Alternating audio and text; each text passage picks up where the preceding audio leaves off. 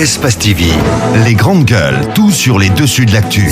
Ahmed Camara, Zachary Milimono, Roby, Mohamed Djibril Camara, Moussa Moïsila, Lamine Girassi forment les grandes gueules.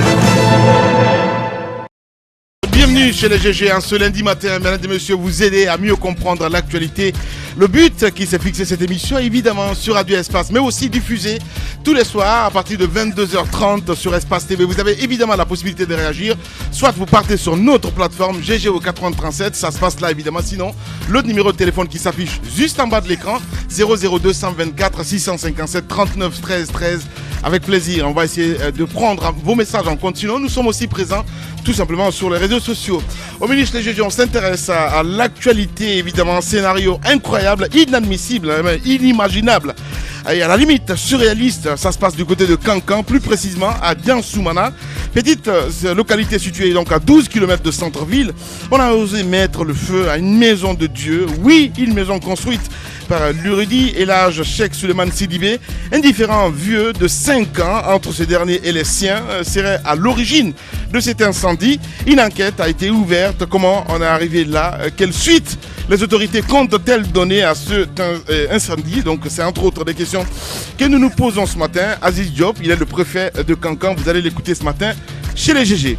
Le protocole d'accord intervenu vendredi entre le gouvernement, le patronat et l'intercentrale syndicale USTG et CNTG et qui a conduit donc celui-ci à suspendre jusqu'à nouvel ordre son mot d'ordre de grève illimitée, diversement accueilli donc dans les rangs des travailleurs et dans l'opinion. Les Guinéens partagés entre soulagement et déception. Qu'en pense la société civile? C'est la grosse question posée ce matin. Eh bien, lui, c'est Dansa Kourouma, il est le président du CNOS qui sera avec nous ce matin dans ce studio. Pendant ce temps, à l'Hérault, le spectre d'une grève des travailleurs de la SMD, société minière de Dinguiraï, semble s'éloigner, du moins en tout cas pour le moment, au terme de plusieurs semaines de négociations et grâce à l'implication d'une mission conjointe de l'inspection générale du travail et de la centrale syndicale USTG. Un accord est intervenu entre la direction de la société et les travailleurs. Quelle est la teneur de cet accord? C'est la question posée ce matin. Monsieur Fodé Camara, si tout va bien, il est responsable des ressources humaines du côté de SMD depuis l'Heureux. Donc nous allons l'appeler ce matin chez les GG encore une fois.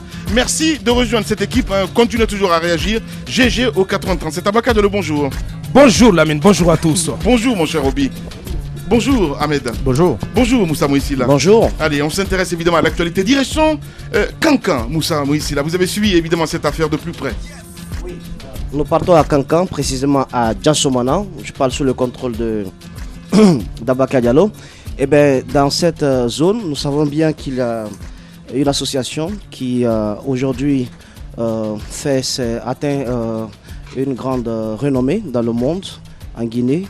Et il s'agit de l'association Nourdin Islam, du prédicateur islamique Karamoro Solo, appelé précisément Karamoro Solo.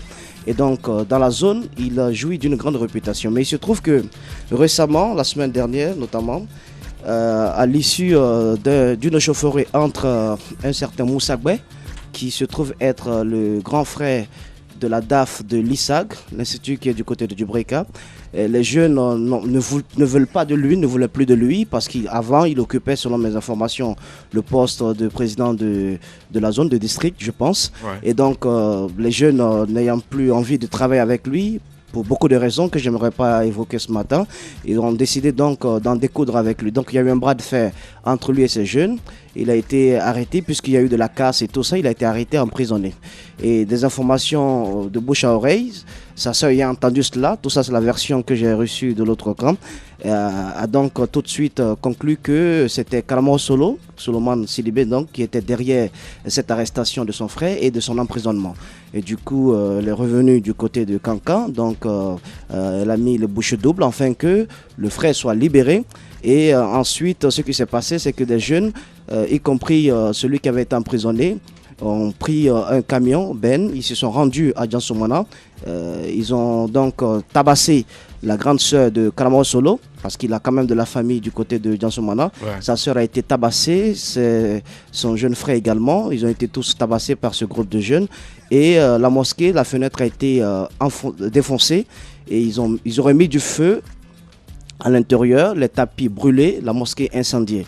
Et voilà d'où est parti le conflit. Donc aujourd'hui, aucune personne n'est en détention, malgré 3 ou 2 convocations qui ont été adressées à Moussa Gbe et à sa grande sœur. Personne n'est arrêté.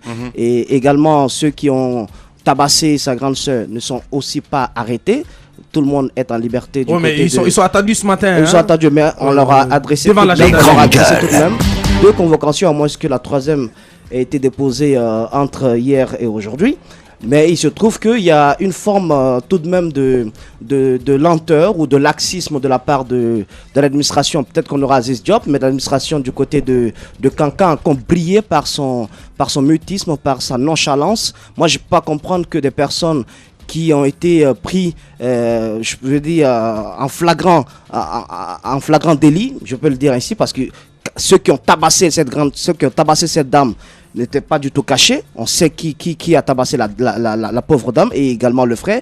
Et le groupe de jeunes partis du côté d'Ansoumana, après la libération du jeune homme, si on analyse bien la situation, on sait qu'il y avait une idée tout de même de revanche derrière cette histoire. Mais on n'a arrêté personne, on a voulu régler cela à l'amiable après sa libération. Au moment où on cherchait à régler ce problème à l'amiable, c'est en ce moment que d'autres jeunes se sont rendus du côté d'Asmana pour tabasser la dame, mais en même temps incendier la mosquée. Moi, je trouve que donc l'autorité territoriale du côté de Kankan n'a pas bien agi. Je parle de M.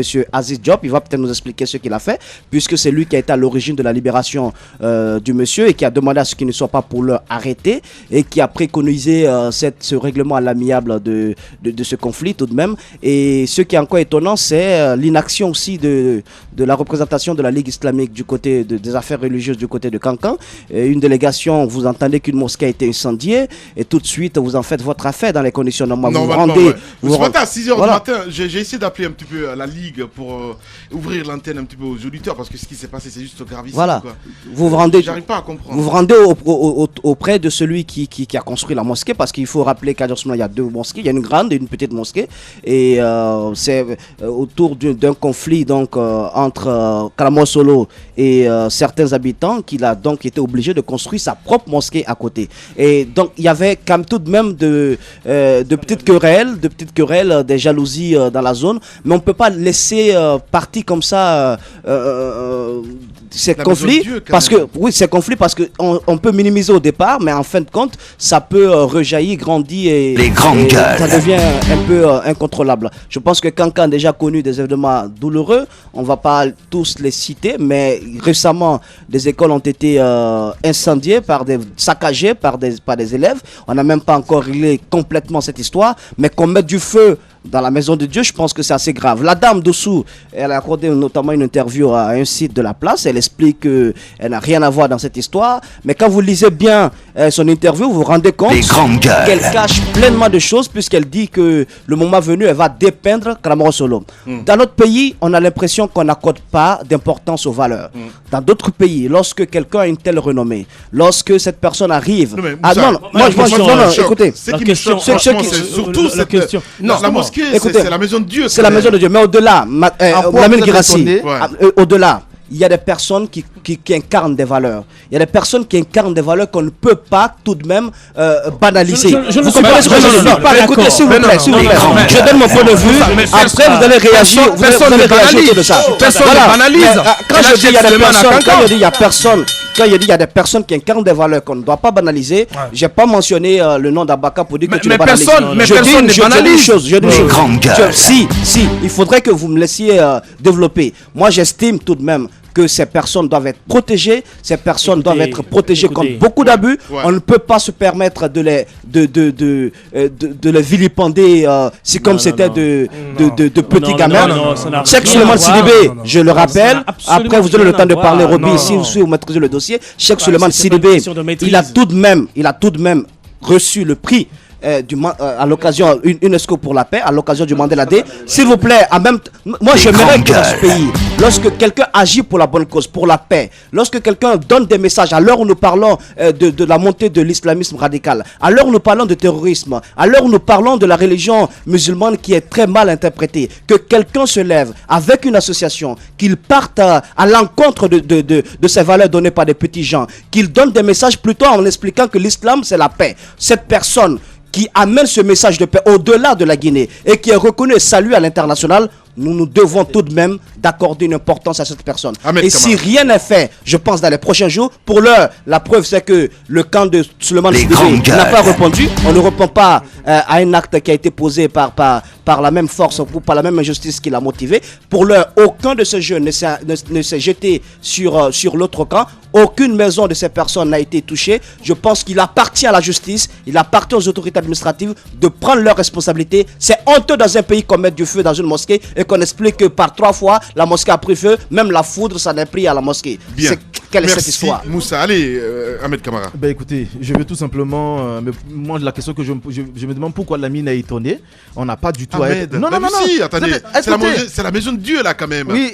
Eh C'est ben, la maison de Dieu. Ben oui. Ben c'est même si vous regardez la télévision tout de suite, vous allez voir qu'on a brûlé la maison de Dieu quelque part. Mais non. Mais écoutez, la rigueur, Attendez. les cultures, C'est à nos Cancan, là, pratiques. quand même. Ben écoutez, c'est ce qu'on disait ici dans ce studio avec Tamba. T'es pas étonné du tout. La raison. Donc pour toi, c'est normal. Je ne suis pas étonné. Pour toi, Non, c'est normal. Ce n'est pas normal, mais je ne suis pas étonné. C'est pour vous dire que la raison. Les grandes gueules. La raison a foutu le camp dans ce pays. Bah écoutez, donc les gens ils peuvent se permettre de faire tout.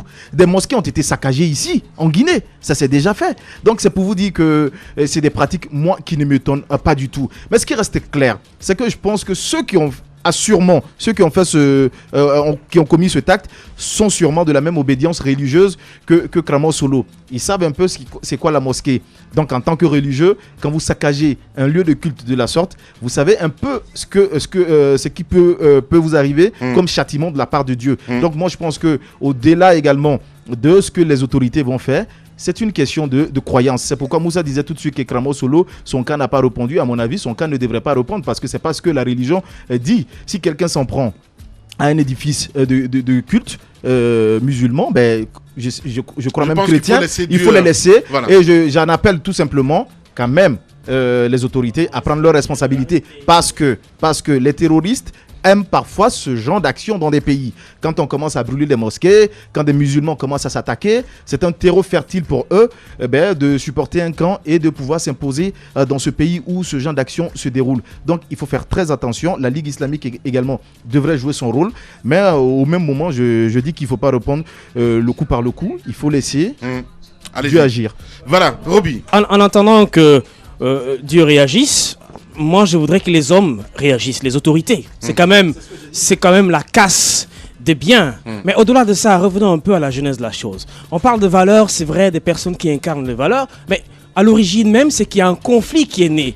Et c'est ce conflit-là qui a amené cet érudit à construire une mosquée. Pourquoi il s'est pas plutôt évertué à éteindre le conflit à l'origine parce qu'il incarne une certaine valeur, comme on le dit. Mais attendez, non, on me dit qu'on l'écoute au-delà de l'Afrique, etc. C'est ce qu'on me dit. Donc si on l'écoute au-delà de l'Afrique, je peux pas comprendre comment on peut pas l'écouter à Cancan ou dans un village. Je veux dire que c'est là où le pape a écouté, mais ce n'est pas tout le monde, ce n'est pas tous les chrétiens musulmans qui acceptent ce que le pape dit. Écoutez, ce n'est pas parce que... Attendez, laissez-moi continuer. C'est pas parce que vous avez les moyens.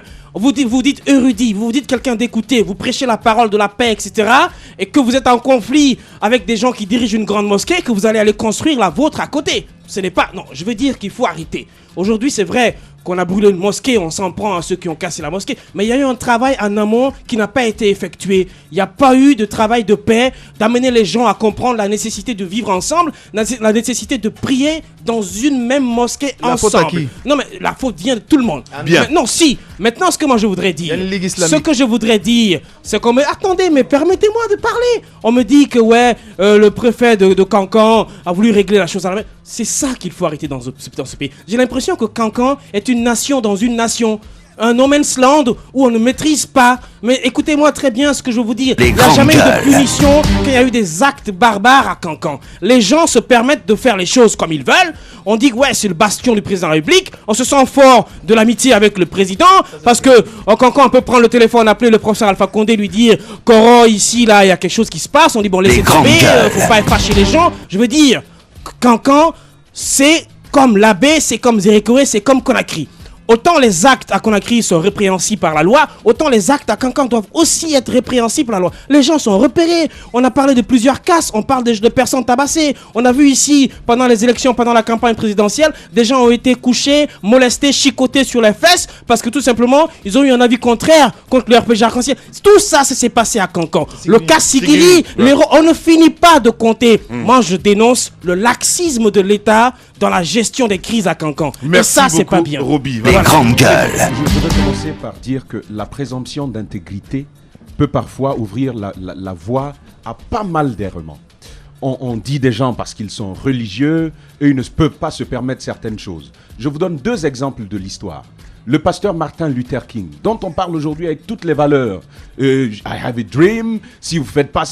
Cet homme à la grande idéologie, ça ne l'a pas empêché de se permettre de grands repos de guerriers dans un hôtel. Il a été saisi dans cette situation-là. Hitler, dont on parle en mauvais, Hitler ne buvait pas, Hitler ne fumait pas, il n'allait pas vers des filles de joie. Mais c'était quand même cet Hitler que tout le monde est en train d'incriminer aujourd'hui dans notre histoire. Je veux donc dire qu'il faut aller au-delà de la personne. Moi, ce qui m'intéresse, c'est qu'une mosquée, un symbole religieux, a été profané. À Kankan, il y a une difficulté aujourd'hui. On a l'impression que la jeunesse devient pyromane. On aime le feu. Dès que ça commence, on met le feu à des écoles. Ça, c'est un symbole. Ça commence, on met du feu à une mosquée. Après la mosquée, qu'est-ce qu'on ne pourra pas se permettre, la mine? Dans cette situation-là, on dit bien depuis 4 ans, le conflit est en train de couver. Qu'ont fait les autorités pour l'empêcher?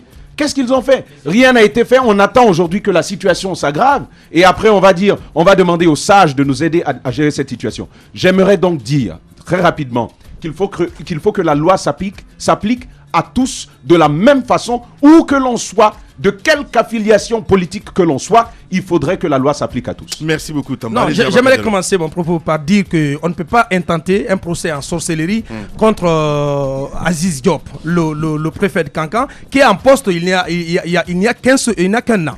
Je pense que Roby et les autres l'ont dit, c'est un vieux conflit. Il était là il y a 2 jours, hein. C'est un vieux conflit qui date depuis 2012. Les grandes gueules. Tout au moins, depuis 2012. Alors, Aziz Diop n'était pas là en 2012. Ouais, mais attendez, mais laissez-moi parler. Non, laissez-moi aller au bout de mon raisonnement. Qu'ont fait les autorités antérieures pour éteindre le feu? Non, je vous dis. Mais je ne sais pas pour quel reproche on peut faire. C'est pas pour faire l'avocat d'Aziz Diop. Du laxisme. Quel reproche peut-on lui faire alors qu'il avait déjà pris ce dossier à bras le corps? Il avait mis les protagonistes devant leurs responsabilités. Quand on provient de la même localité, du même bled, permettez-moi ce mot familial, quand on provient du même bled, je pense qu'on dit de Karamo Solo Kondé, Karamo Solo Sidibé, qu'il est un ambassadeur de la paix pour l'UNESCO. Ouais. Je pense que quand on est ambassadeur, on le démontre d'abord chez soi. Et je pense que ça n'a pas été le cas. Pourquoi cette deuxième mosquée? Parce que à l'origine, il y a eu un conflit d'imams. Karamo Solo, qui avait l'imam qui officiait la prière au niveau de la grande mosquée de Diansoumana, c'était un proche de Karamo Cheikh Suleiman Sidibé. Et il y a eu ce sacrifice-là dont on ne rappelle pas, dont on se rappelle, c'était en 2012, quand tous les sages du village se sont réunis pour sacrifier un bœuf au man des anciens. Les missions sont allées voir tous les Kabylas, les tribus, et Karamo Solo relève d'une tribu. L'information lui est parvenue, mais Karamo Solo n'est pas arrivé. Parce que, selon nos informations, il a voulu être informé autrement, de manière assez spécifique. Ce qui n'a pas été fait. Lorsque le bœuf a été sacrifié, c'est ce même imam. Non, je rappelle. C'est pour autant tout ça qu'on peut se permettre de brûler une mosquée. J'ai dit. Ce n'est pas une raison. C'est pas une raison. Je ne dis pas. C'est pas une raison. Rien ne justifie. Non, rien ne justifie la violence. Mais je ne veux pas non plus qu'on diabolise tel ou tel camp. Pour l'instant, restons prudents. Laissons l'enquête aller au bout et puisqu'on est de règle à l'amiable, vous parlez de quelle enquête? situer les responsabilités. Non. Allez-y, Moussa. Vous ne me comprenez pas du tout. Allez-y, Moussa. Alors moi, ce que j'aimerais dire, quitte à moi... Moussa, il y a 12 minutes quand même pour parler. Oui, mais... Moussa, il y a 12 minutes quand même. Tu veux compléter? Abaka. Mais non. Alors moi, ce que j'aimerais dire, c'est que quitte à moi de tenir des propos, d'avoir des paroles laudatives à l'endroit, à l'égard d'une... Oui, tu connais pas grand chose parce que ce que tu viens de dire, je pense que ce sont des tuyaux crevés. Moi, je vais rappeler une chose. C'est qu'au niveau de cette mosquée, de cette grande mosquée, je rappelle tout de même Je rappelle encore une fois qu'il m'appartient, si je veux avoir des propos assez laudatifs à l'endroit d'une personne, il m'appartient de le tenir. La grande mosquée dont on parle, dont Abaka parle, cette grande mosquée, le terrain qui a permis à ce que cette mosquée soit construite, ce terrain a été donné par quand même le grand-père de Karamo Solo. Non mais attendez. Non, je rappelle. Voilà. Non, s'il vous plaît. Franchement. Moi, je suis pas en train de. Voilà. Mais il faut pas aller là où il faut pas aller sur des terrains qui ne concernent pas du tout le débat. Bien. Parce mais qu'il là où je suis pas d'accord avec Moussa. Non, mais Moussa, ça n'a rien à voir. Là avec où je ne peux pas être d'accord avec ce dont on parle, on vous êtes en train de dépeindre ce dont on parle, oui, mais c'est mon point de vue. Mais non. C'est mon point de vue. Si j'apprécie une personne, je le fais. Tu n'as pas le droit de me le retirer. Je ne peux pas. Allez, on va s'écouter les gars, c'est aussi simple que ça, voilà. Allez, est-ce qu'on peut rejoindre Aziz Diop du côté de Cancan? Voilà, on me signale qu'il n'est pas joignable. On va essayer d'appeler Laï Keita, il est le porte-parole donc de la jeunesse de Cancan, qui va intervenir dans un instant sur cette antenne. Vous continuez à réagir. Oui, GG au 437. Il y a le snobisme des fines gueules et la rudesse des gueules de bois. L'infortune des gueules moins propres à la douleur des gueules cassées. Il y a les jeux d'esprit des drôles de gueules, le piquant des amuse-gueules. Mais par-dessus tout, il y a l'audace et la pugnacité des grandes gueules de Radio Espace. Exubérantes et effrénées, rarement politiquement correctes et toujours excessives, les grandes gueules plus que jamais déterminées. Grandes gueules à vie. Seul le Tout-Puissant pourra nous faire taire. Bienvenue chez les GG de Radio Espace Guinée. Voilà, direction Cancan, d'où nous attend donc Aziz Diop, en direct chez les GG. Bonjour Aziz. Bonjour monsieur le préfet. Merci d'avoir accepté notre invitation. Voilà, c'est autour donc de cette mosquée brûlée du côté de Yansoumana, ça se passe à Cancan. Concrètement, qu'est-ce que vous en savez et quelle est aujourd'hui la dimension de la procédure judiciaire que vous avez ou encore la procédure que vous avez engagée pour arrêter les responsables? Bon, c'est vraiment la violence à Cancan a atteint son paroxysme en mettant le vendredi vers 10h du feu dans une mosquée où le courant complètement calciné et les tapis de prière. Donc, aussitôt, j'ai mis la police en branle pour aller enquêter. Et les premiers coupables ont actuellement le jugement. Monsieur le préfet, revenons sur l'histoire de ce conflit. Nous avons lu votre interview, vous expliquiez qu'il couvait depuis 4 ans. Qu'est-ce qui a été fait finalement? Parce qu'on a envie de savoir quel a été votre rôle précisément dans cette situation. Bon, ce qui a été fait, moi j'ai hérité de ce conflit. Ça fait 4 ans, moi je suis là depuis 9 mois. Et quand le problème s'est posé... C'est pas une excuse, monsieur le préfet, vous incarnez quand même l'autorité de l'État dans cette zone, vous êtes venu pour ça aussi. L'État, c'est la continuité. Voilà, très bien. C'est pour ça que je dis que je veux assumer. Je n'ai pas dit que le conflit, je suis indifférent. Donc j'ai réglé le problème en mettant les stages de bataille devant leurs responsabilités. Et en faisant quoi exactement? Et moi j'ai appelé les différentes parties prenantes en leur disant que je ne veux pas de trouble à Yansoumana. Il n'y a pas de justice, monsieur le préfet à Cancan. Vous décidez de régler les choses comme ça à l'amiable. On brûle une mosquée, on tabasse des gens. Il n'y a pas de justice. Allez-y. Allez-y, monsieur le préfet. C'est pas un problème de justice. C'est un différend entre les parents d'un même village. C'est très très complexe de rentrer dans les sous-détails. Ce que moi j'ai pu faire, j'ai appelé les deux parties en leur disant que je ne veux plus entendre parler de troubles à Yansoumana et que je prendrai toutes mes responsabilités. Les 12 sages de Batin et Foula sont venus me voir, de leur laisser régler le problème. Et effectivement, ils sont allés régler le problème. Le consensus a été trouvé le jeudi. Donc, il n'y a plus de problème. Il n'y avait plus de problème. Bon. C'est différent. Ok. Malheureusement, allez-y. Il y a un groupe qui ne veulent pas que cette paix soit durable. Ils sont allés maintenant mettre du feu à la mosquée. Et donc, ça remet encore tout en cause. Mais j'ai dit que l'État prendra toutes ses responsabilités par rapport à ce délit qui est pénal.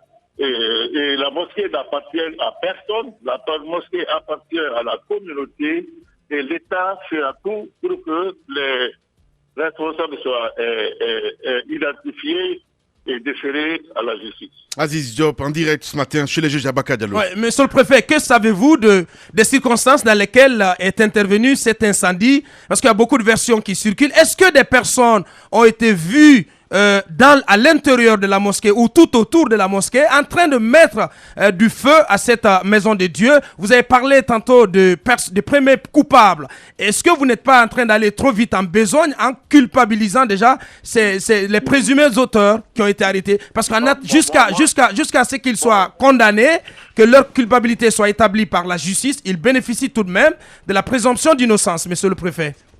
Exactement. C'est pourquoi il faut aller avec beaucoup plus de tact. Nous avons pris des présumés coupables. L'enquête se poursuit. Pour nous, on n'a pas retrouvé des auteurs de cet incendie. Ce sont des présumés coupables jusqu'à ce que les faits soient établis, matérialisant leur culpabilité. C'est pourquoi il faut laisser la police judiciaire faire son travail. Bien. À toute indépendance. Voilà, le préfet de Kankan, donc ce matin chez les GG, Aziz Diop. Moussa Moïse, dernière question. Monsieur le préfet, on fait le reproche d'avoir pesé de tout votre poids pour la libération du grand frère de Madame Doussou, alors que c'est lui qui serait à l'origine de tout ce conflit. Est-ce que vous le confirmez? Non, je ne le confirme pas, mais je suis préfet, je veux pleinement jouer mon rôle de préfet. Personne n'a d'ordre. Un citoyen qui peut publiquement m'interpeller pour me demander à ce que j'arrête tel ou tel citoyen. Je ne suis pas un dictateur. Parce que c'était le cas ou quoi, monsieur le préfet? Parce que quand vous parlez comme ça, il y a eu des antécédents. Parce que c'était le cas. C'est clair. Non, on veut m'interpeller. Non, il y a des gens qui veulent m'obliger à arrêter. Qui vous a obligé à arrêter, Pierre ou Paul? Qui vous a obligé? Quels gens? Soyez explicite, monsieur le préfet. Le Ridi Karamoko Solo, qui est ambassadeur de la paix, il n'a pas d'ordre à me donner pour que j'arrête Paul ou Pierre. Je fais mon travail en toute indépendance et dans la justice de la paix. Personne n'a d'ordre à me donner pour que j'arrête tel et tel. Donc le chantage là ne marche pas avec Aziz Diop. Voilà. Allez, Aziz, en tout cas, merci beaucoup d'avoir répondu à nos questions ce matin. Merci beaucoup. Allez, au revoir. Les grandes gueules d'Adafo Média, seule émission dans l'histoire de la radio en Guinée à franchir le cap des 5 millions d'auditeurs. À Bokeh, Kankan, Labé sur Radio Espace Région. À Kindia sur Kanyazik. En forêt sur Saheli FM. Meilleure émission talk-show panafricaine sur le continent, jamais éditée dans la sous-région. Bienvenue chez les GG. Ici, on ne prend pas de gants. Voilà mon cher Ruby, on a écouté Aziz Diop à l'instant. Après avoir écouté Aziz Diop, on comprend, on cerne mieux la situation. On parlait tout à l'heure de l'érudit, comment il s'appelle déjà? Cheikh Souleiman. Moi, écoutez, j'ai un problème avec cette histoire parce que je ne peux pas comprendre qu'un érudit qui prône la paix tente d'influer sur le prophète pour qu'une partie ou quelqu'un soit arrêté. Je veux dire qu'il y a beaucoup d'erreurs, il y a beaucoup d'incohérences dans cette situation-là. Mais restons dans les faits. Une mosquée a été brûlée. On souhaite que justice soit faite. On souhaite que ceux qui ont commis cet acte-là soient punis et que finalement la justice soit rendue et que Kankan puisse quand même être un exemple où lorsque vous vous adonnez à des actes hors la loi, que vous soyez punis. Mais je ne peux pas comprendre. Je ne peux pas comprendre et je ne peux pas accepter, si les propos du préfet sont avérés, que l'érudit Cheikh demande au préfet d'arrêter un citoyen. Je veux dire que c'est pas à lui d'arrêter les citoyens, les gendarmes, la police doit mener des enquêtes et que les responsabilités doivent être situées à ce niveau-là. C'est pas un individu, quelle que soit son influence ou quelle que soit sa force, ou je sais pas, de demander à des autorités d'arrêter ou tel citoyen. Je veux dire que c'est pas normal. Ne jouez pas de votre influence pour piétiner la justice et en même temps derrière les grandes gueules. C'est pas normal. Allez-y Tamba. On a besoin de rupture par rapport à une tradition qui persiste en Guinée. Ce qui est en train de se faire, c'est qu'on a des représentants du chef de l'État, mais on a des représentants de la justice au niveau de Kankan. Ça, c'est une réalité. Il y a donc ces éléments-là. Mais expliquez-moi tout simplement comment est-ce que le préfet, qui a normalement ses responsabilités vis-à-vis de cette situation, se permet de se dessaisir de ses propres responsabilités. Je pense que c'est ce qui a été fait depuis 4 ans.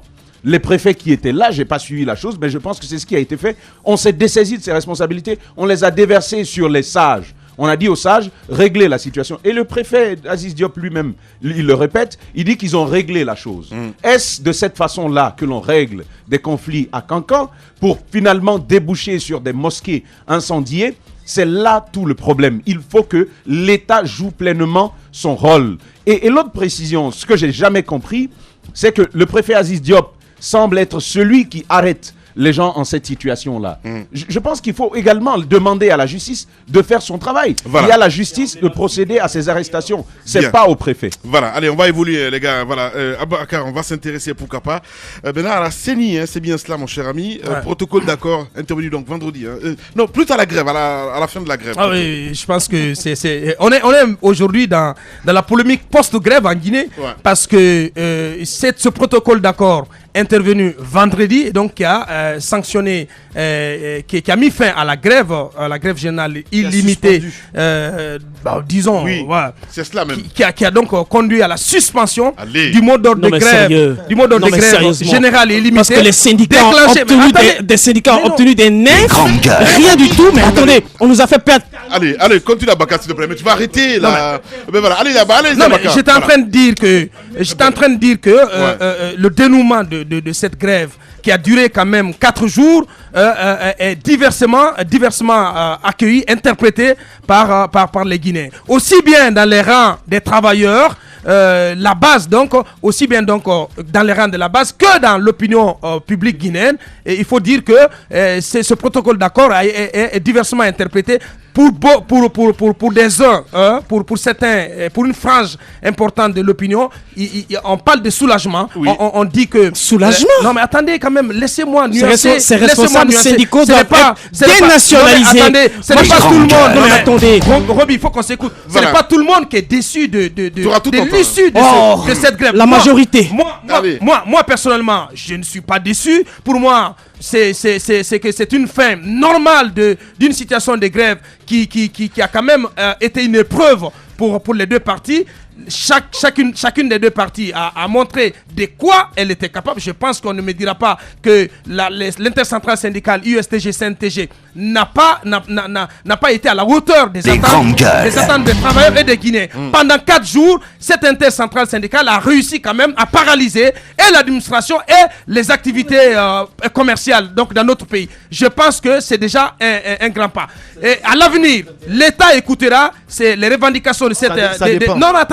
cette intercentrale syndicale avant de la laisser déclencher une autre grève. Mais j'ai dit que, pour ma part, si les Guinéens, ceux qui semblent être déçus, qui pensent que les syndicalistes ont été vendus, corrompus ou je ne sais quoi, si les gens sont dans cette posture-là, c'est qu'ils souhaitaient que cette intercentrale syndicale conduise le pays au précipice ou au culbut. Je pense qu'ils ont été largement servis. Et le meilleur cadre pour aller à cet accord, c'était l'Assemblée nationale, qui a une force qui va recevoir. Non mais attendez,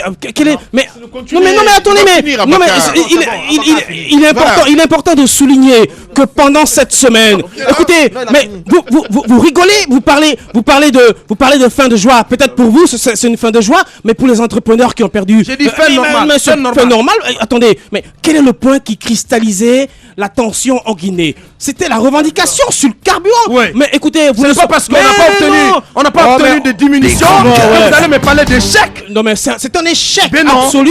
C'est un échec parce que pour moi, de tous ces points qui ont été discutés au cours de cette réunion, les points qui ont été mentionnés dans ce protocole d'accord, ce sont des points pratiquement où ils étaient d'accord dessus, il n'y avait pas la polémique. Le seul point qui créait le problème, le seul point qui était le nœud gordien du problème, c'était la baisse du carburant. Moi, je vais dire que ces syndicats-là doivent être dénationalisés parce que ces syndicats-là, ces responsables syndicaux, d'ailleurs, ils ont été conspués par la base. Vous passez c'est quelque chose. Il fallait obtenir dans une négociation. Vous ne partez pas pour obtenir des choses que pour vous-même. On vous parle des retraités, d'accord. On leur a donné des terrains, je ne sais pas vers qui Ketaya ou je sais pas de quel côté, je suis d'accord, ils ont applaudi, mais et le peuple, et ceux qui ont souffert pendant toute cette semaine, eux, ils s'attendaient au moins, même si on n'avait pas baissé le carburant de 1000 ou 2000 francs, à un geste symbolique. Moi, je voudrais dire que les syndicats-là devaient se battre pour obtenir au moins une diminution symbolique. Si. Attendez, Abaka.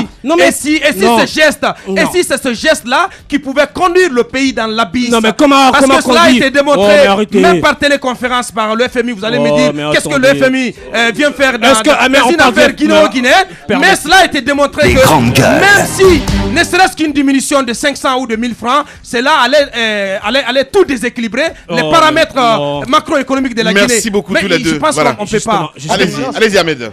Écoutez, je pense que même si le syndicat est dans une situation normale de suspendre cette grève, ce qui reste clair, c'est que c'est pas compris par la population. Ouais. C'est pas du tout compris.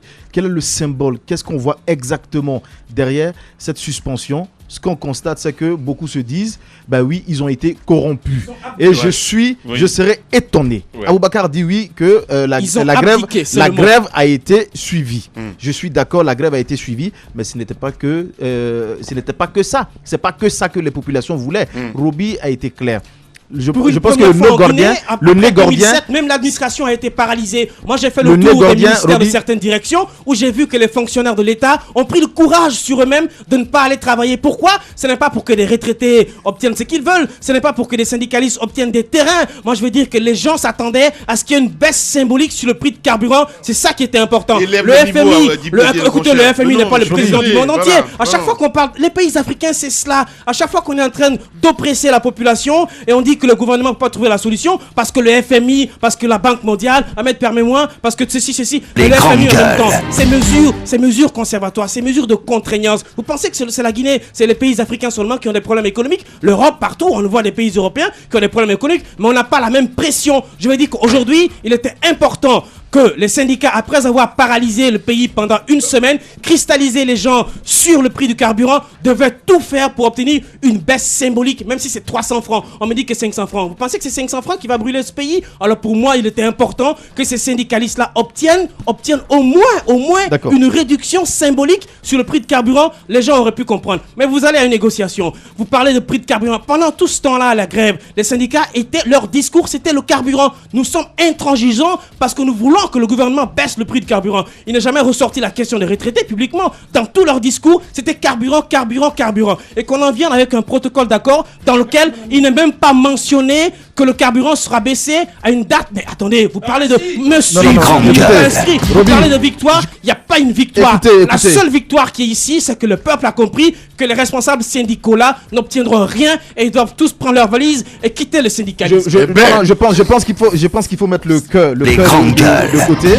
Quand on parle de FMI, on parle de Banque mondiale. De toutes les façons, c'est tout à fait normal. Ils peuvent avoir un regard sur notre économie dans la gestion que nous faisons exactement de notre économie. C'est tout à fait normal. Mais ce qui reste clair, c'est que je dis que si le syndicat décide de suspendre la grève aujourd'hui et que ce soit tout à fait logique, ce n'est pas compris par la population. Et si ce n'est pas compris par la population, la prochaine fois que le syndicat voudra lancer une autre grève, je pense que la population ne suivra pas du tout. Et en ce moment, le syndicat pourra complètement échouer. On est resté dans une tendance de quoi exactement? Oui, laissons de toutes les façons. Au bout de quelques jours, les populations ne pourront pas supporter. Les populations vont sortir. Moi, je dis à l'État... a dénoncé plusieurs fois ça ici. Effectivement. Mais moi, je dis à l'État de ne pas jouer à ce jeu. Parce qu'aujourd'hui, le syndicat n'est plus crédible aux yeux des populations.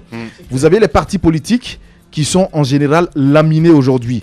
Les populations n'ont plus pratiquement d'interlocuteurs, c'est-à-dire pas d'interface entre le pouvoir et les populations. L'Assemblée nationale aussi est décriée par cette population parce qu'on pense que ce sont des cadres qui sont là-bas qui ne pensent qu'à leur intérêt, qu'à l'intérêt du peuple de Guinée. Donc aujourd'hui, entre le pouvoir et les populations, il n'y a plus de fusibles. Tous les fusibles ont sauté. Et si tous les fusibles sautent dans un pays et qu'il y a un mécontentement, ça veut dire qu'il n'y a pas de meneur. La foule va se gérer tout seul. Et si la foule se gère, à quoi peut-on s'attendre si il y a un mécontentement général? Donc moi je pense que du côté du pouvoir, c'est un mauvais calcul d'ailleurs. Et le syndicat, si bien évidemment ils se sont rendus compte à un certain moment, parce qu'on a vu quand même des pratiques qu'on n'a pas aussi appréciées, parce qu'à chaque fois quand il y avait des négociations, ils disaient quoi? Nous allons à la base discuter avec la base pour savoir exactement ce que les uns et les autres pensent de cette proposition. Mais la dernière fois, c'est que le syndicat est tout simplement venu et on a vu le syndicat se transformer d'ailleurs en porte-parole du gouvernement, parce que c'était ils n'ont pas écouté la base, hein, c'était eux qui disaient oui, si on le fait ceci, il allait y avoir cela, il allait y avoir cela. Le président de la République a parlé. Les grandes gueules. Ça ne vous a pas servi de leçon. Le porte-parole du gouvernement a eu combien de réunions avec le syndicat? C'était toujours autour de la même proposition. Le Premier ministre d'ailleurs aussi a eu une rencontre avec le syndicat. Comment se fait-il que c'est au niveau de l'Assemblée nationale comme un bâton magique? Tout change et le syndicat se transforme selon les populations en porte-parole du gouvernement. Donc je pense que le syndicat a pris un coup sérieux. Il devrait sortir pour expliquer le bien fondé de la suspension de cette grève. Sinon, je pense que pour ce syndicat, ça n'est également terminé au compte des populations. Allez-y, Ahmed. Moussa. Merci. Il y avait plusieurs points inscrits à l'ordre de ces négociations, mais le point central et celui qui retenait l'attention de tout le peuple, c'était le point du carburant. Je pense qu'il y a ce que je peux appeler comme acquis sorti de ces négociations, c'est le fait que tout cela va être circonscrit dans une sorte d'enveloppe légale et qu'il y aura, on va légiférer là-dessus, parce que quand on parle d'inscription à la loi des finances rectificatives, ça veut dire que ça aura un certain pouvoir coercitif sur le gouvernement. Moi, c'est le seul point. Mais à part cela, on ne peut pas tout de même dire chapeau à ces syndicalistes. Ils sont dans de petits souliers, des souliers troués.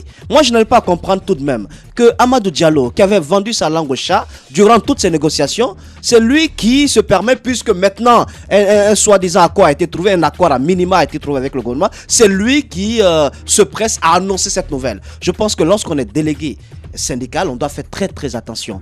Ils ont tout de même échoué sur le point central et c'est ce point qui a retenu notre attention. On aurait pu au moins se battre, je ne dis pas créer une situation assez conflictuelle, chaotique, ou donner raison aux petits gens qui profitent de la moindre étincelle pour enflammer tout le pays. Je ne dis pas qu'on devait aller dans une telle direction, mais je dis tout de même, lorsqu'on porte la voix de plusieurs personnes, lorsqu'on est en négociation avec le gouvernement, on ne va pas en négociation pour se retourner bredouille.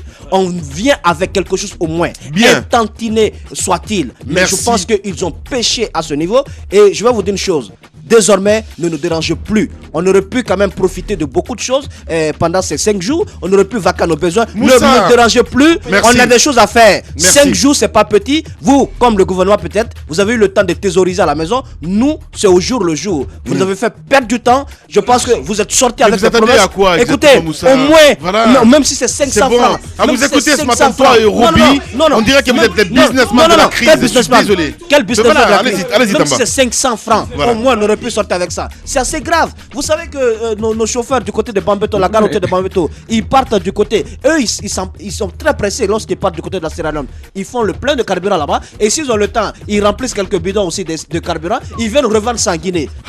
Mais est-ce que c'est bien pour notre économie? Merci, Je pense Moussa. qu'on ne peut pas la Allez-y. négociation Voilà. et revenir Allez-y. avec des promesses. Voilà. Ils ont- Allez-y, Alors, allez-y, c'est bon. Il y a une parole qu'on dit chez nous. Lapin. Oser préférer le feu, c'est que ce qu'il y a derrière lui, Pardon. voilà, Allez-y. donc, Ouais. je le dis pourquoi. Les syndicalistes, ils sont partis à la grève. C'est déjà une première pression sur le pouvoir. Deuxièmement, il y avait même la menace de sortir et de marcher contre le pouvoir. S'il y a quelqu'un qui connaît ce que ça représente, que de se soulever, de voir un soulèvement populaire contre le pouvoir, c'est bien M. Alpha Condé qui connaît cette menace-là. Mais il ose demander à ses travailleurs, patience, on ne peut pas en rajouter, on ne peut pas diminuer le prix du carburant aujourd'hui. Posons-nous la question de savoir pourquoi. Le gouvernement avait de bonnes raisons. Je suis du bas peuple. Comme je l'ai dit il y a quelques jours, je le redis encore aujourd'hui, le gouvernement avait de bonnes raisons et cela a été prouvé. Merci Aujourd'hui, beaucoup, Tamba. mais Lamine, Allez, je n'ai plus le temps, je dois rendre l'antenne, mon grand. Voilà. je veux quand même revenir sur cette question Évidemment. autant que les autres. Voilà, Merci. évidemment, mon cher Tamba. Allez, on revient dans un instant. Politiciens véreux, fonctionnaires corrompus, promoteurs immobiliers voyous, justice passive. La Guinée devient-elle mafieuse? Les grandes gueules d'Adafo Média ne lavent pas plus blanc, mais vous permettent de défendre votre pays en vous informant. Avec les grandes gueules d'Adafo Média, dénoncez les turpitudes, nous garantissons le secret des sources. Envoyez vos documents à espacefmguinée.info, rubrique Contact. Les grandes gueules d'Adafo Média ou le socle de la liberté d'expression en Guinée.